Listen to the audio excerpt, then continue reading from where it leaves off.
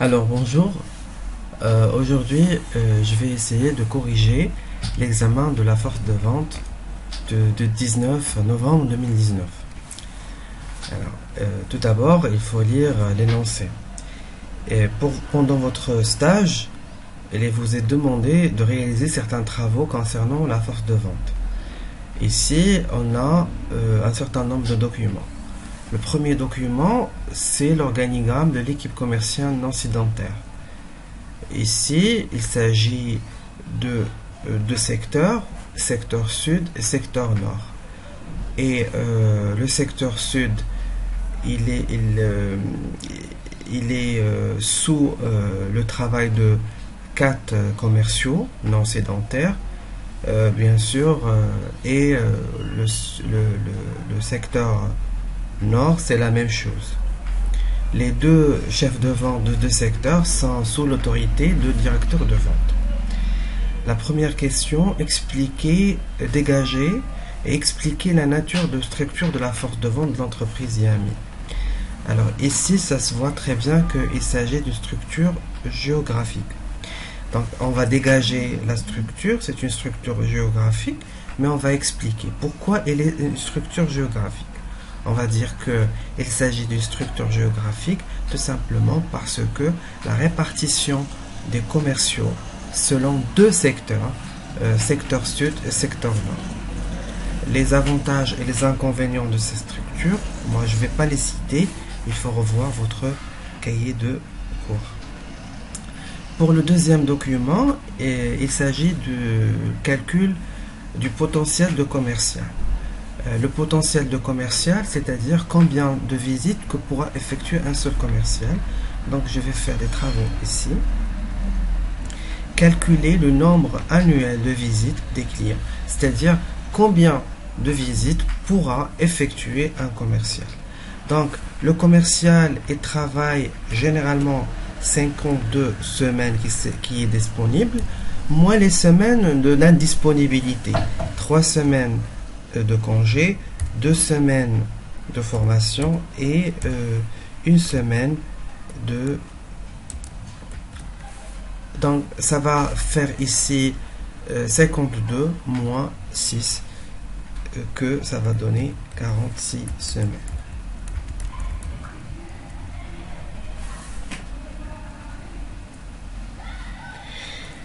Puis après, on va calculer. Donc ici, c'est le nombre de semaines, de travail.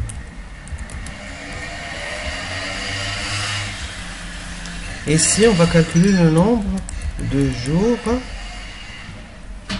de travail.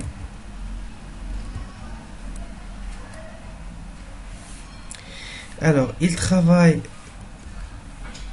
46 semaines fois combien de jours? Il travaille du lundi au vendredi, c'est-à-dire lundi, mardi, mercredi, jeudi, vendredi, c'est-à-dire 5 jours, moins 1 jour d'indisponibilité. Donc c'est 4. Donc on va multiplier 46 fois 4. Donc je vais utiliser mon calculatrice. 46 fois 4. Ça va donner 185 jours de travail. Maintenant, je vais calculer le nombre de visites effectuées par jour par an.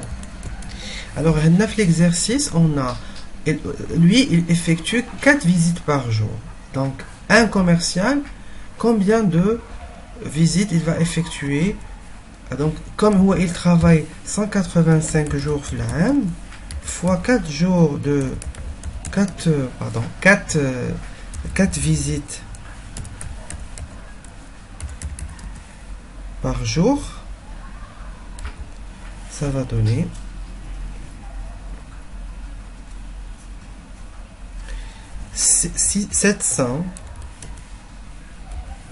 736 visites par an. en et par commercial. Donc commercial واحد كيدير في العام 736 visites. Donc c'est ça la réponse de la question numéro 3. Elle a 2 points. Pour la question de document 3, c'est un peu compliqué, je suis compliqué, mais bon, c'est pas si compliqué. L'entreprise dispose de 8000 clients, dont 25% des clients est concentré au secteur sud. L'entreprise planifie un programme de prospection, c'est-à-dire كل 100 visites كتعطينا une visite de prospection. هنا يمكن لي غندير un tableau. غندير فيه ici le secteur, ici le nombre de clients, la fréquence et la charge.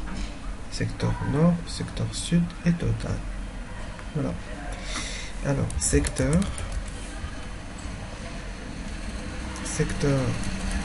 nord, secteur sud, total. Alors, nombre de clients, fréquence de visite et la charge totale. Ici, la charge totale, elle est exprimée en visite parce que ma tarniche les heures, elle est exprimée en visite. Alors, elle dit total, c'est 8000, le nombre de clients, mais ils nous ont dit que 25% sont concentrés au sud. Donc 8000 fois 0,25. Donc 2000.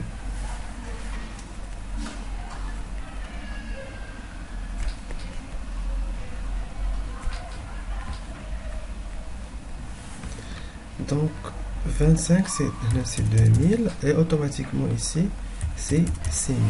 Puisqu'il est demandé de tous les calculs intermédiaires doivent être mentionnés, donc je mentionne ici une étoile, juste en bas, pardon, pour expliquer que 2000 est égal à 8000 fois 25%. Donc c'est clair ici. Donc l'élément à la sauto.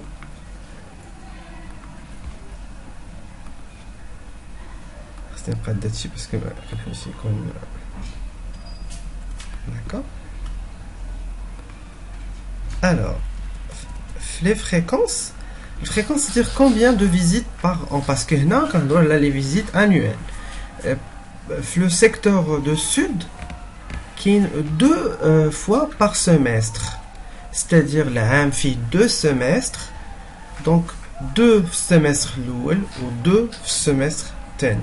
Donc ici, c'est 4, qui est équivalent à 2 fois 2, c'est-à-dire 2 par semestre le premier semestre ou 2 semestres d'année. Et la fréquence pour le secteur de nord, elle a 4 visites par trimestre. Flam, elle a 4 les trimestres. 4 trimestres, c'est 3 mois. Donc ici, c'est 4 fois 4 égale 16.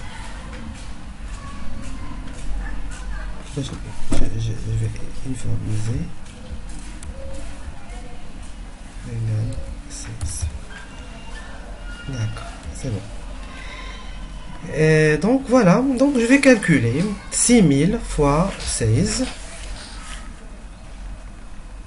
Alors 6000 fois 16, ça donne 96 000 visites, pardon, c'est 1000 visites. Donc, et pardon, ici c'est 4. Et 2000 fois 4, c'est 8000 visites. Qui fait un total de visites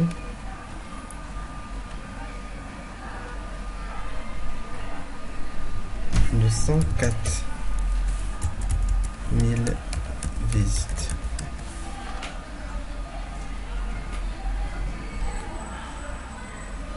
C'est bon?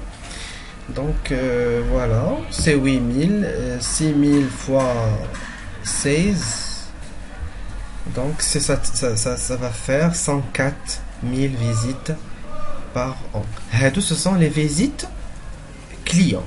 Mais elles sont les visites de prospection. Alors, les visites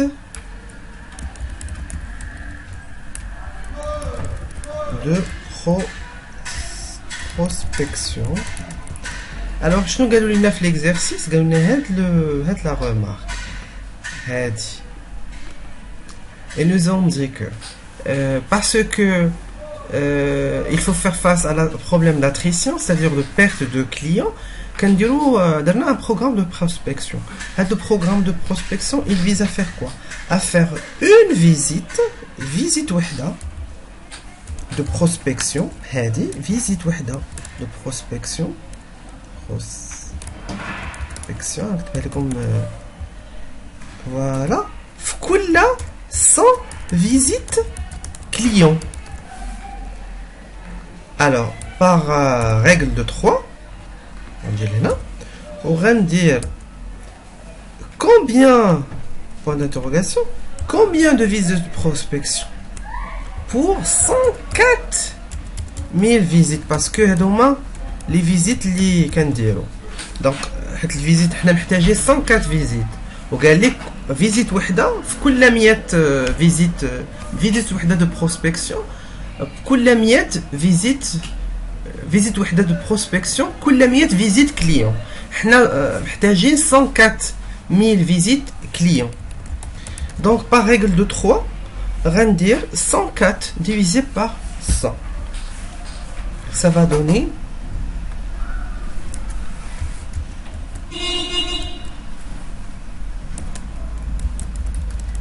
1040 visites de prospection. Voilà, c'était pour explication. Alors, 140, on va dire les harris, 104 divisé par 100. Donc, d'abord le total des visites clients et prospects. Il y a 104 000 visites clients plus 1040 visites de prospection, ce qui va donner alors plus 1040 104 040 visites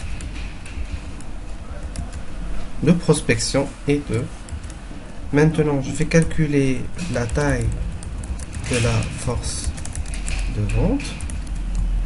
Je vais prendre le nombre total des visites clients et je vais diviser par le potentiel client exprimé en visite, parce que là, حسبنا هنا ici حسبنا les شحال commercial واحد يقدر يدير من visite. Donc ici c'est 736. Ça va donner, donc je vais diviser parce que كنخدم معكم en parallèle. 736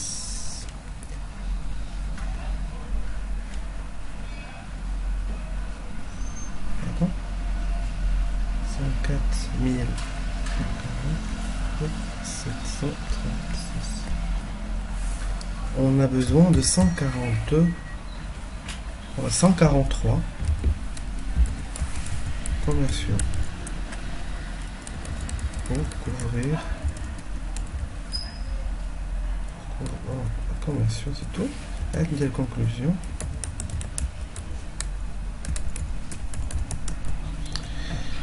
Alors, la conclusion, c'est que ici, l'entreprise n'a que 1, 2, 3, 4 secteurs sud ou 1, 2, 3, 4 secteurs nord. Donc, il y aura 143 commerciaux non sédentaires pour pouvoir couvrir les charges. Donc, on va dire le nombre de commerciaux actuels de l'entreprise Yami est très insuffisant pour couvrir ces charges de prospection et de visite. Le nombre dont il aura besoin est de 143 commerciaux non sédentaires, alors que la structure actuelle de sa force de vente ne contient que 8 commerciaux. Voilà. Donc j'ai terminé le travail d'Yali. Je vais me faire des plus pour organiser le traitement. Voilà. Je réorganise ça. 104. Très bien. Donc pour exercice 4, je pense que c'est très simple. Distinguer entre CV et lettre de motivation. On a dit que CV c'est un document qui va permettre de traduire les compétences personnelles et professionnelles d'un candidat. Il existe plusieurs types de CV, CV chronologique, CV par compétence. La lettre de motivation, c'est une lettre qui va permettre de décrire de mettre en valeur les compétences du candidat, et qui normalement cette lettre il est mis en pièce jointe avec le CV. Donc compétences professionnelles, c'est en rapport avec tout ce qui est diplôme, tout ce qui est expérience. Et compétences personnelles, bien sûr, c'est ce qui est en rapport avec sens d'écoute, adaptation, tout ce qui est savoir-être. Identifier le moyen de recrutement ici parce que l'annonce quand www recrutement, donc c'est le I, le recrutement ou le recrutement en ligne. Le mode de recrutement, bien sûr, c'est un mode de recrutement externe, tout simplement parce que l'entreprise elle fait appel aux compétences externes dans le cadre de publication en ligne de son besoin en emploi. Religion, donc les deux modes d'intégration. Alors l'intégration, c'est la dernière étape du processus de recrutement. Donc l'entreprise Yami a 3 mois d'intégration, les 4 comptes. L'entreprise vous présente sa politique de gestion, la formation et l'évolution. Donc c'est un moyen et les outils à votre disposition. En fait, ce sont des moyens d'intégration utilisés. Il vous oriente dans vos démarches administratives. Donc, il vous oriente dans des démarches administratives. Il vous présente les carrières. Il vous présente la politique de gestion, les carrières, etc. Bien sûr, l'équipe Yami se mobilise pour vous accueillir. Ce sont des moyens de recrutement. Je vous envoie le texte. La phase d'intégration dans le processus de recrutement, en fait, elle va un peu développer. Vous allez dire que la phase d'intégration, c'est la dernière phase qui vient après le choix du candidat. C'est la phase finale de processus de recrutement dans lequel on pourrait faire du coaching, du tutorat, du parrainage, tous les éléments de cours. montrer l'importance de cette phase. Donc l'importance de cette phase d'intégration, elle va te permettre bien sûr d'intégrer le nouveau recrue, le mettre dans le contexte, l'accueillir, le motiver et lui donner l'envie de travailler dans une nouvelle équipe commerciale. Donc, et il faut développer un peu. D'accord. Donc l'examen il était un peu simple. Merci beaucoup et bon courage. Donc je fais arrêter. C'est 20 minutes.